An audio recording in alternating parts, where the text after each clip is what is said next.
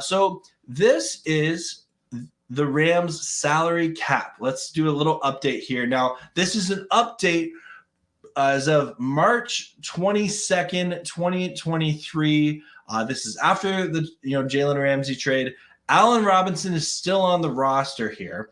And we're going to take a look here. So right now the Rams have $8.4 million in cap space, essentially, right?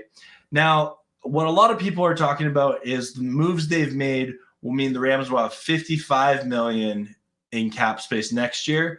And it seems like they're really building for 2024. And later on in the show, we're going to talk about why they might be doing that and looking at free agents for next year.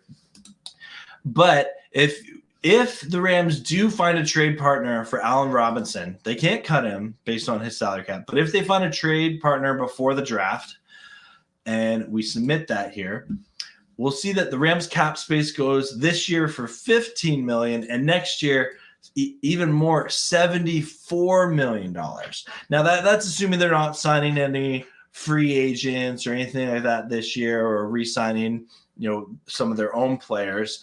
But that's something to look out for sure. And I also wanted to share this great article once again by the Rams Wire.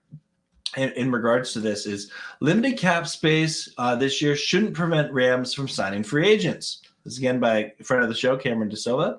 And he said, no team has been less active in free agency so far than the Los Angeles Rams. They've signed one player, bringing back Coleman Shelton with a 2-year deal. Other than that, they've sat on the sidelines. It's been a frustrating few weeks for fans watching Jalen Ramsey get traded and seeing Leonard Floyd and Bobby Wagner get cut. The Rams' goal in all this has to be clear cap space, which they've managed to do. But even by trimming some big contracts, they have just $8.4 million available, according to Over the Cap. That's not much, considering the Rams will still have to sign their draft class and build out a roster that's lacking talent. There's still talent on the roster. Come on, Cameron. But anyway, he goes on to say the salary cap isn't what's preventing Les Snead from bringing aboard outside free agents. It's the Rams' own front office doing that. If they really want to, they can sign just about any player who's available.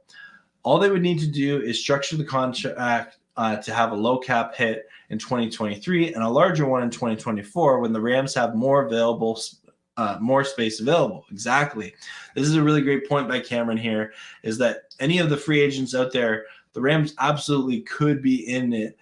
They would just have to have a lower cap this year and a higher cap hit next year, which, we did that with Allen Robinson last year. And he later on in the article, he points that out.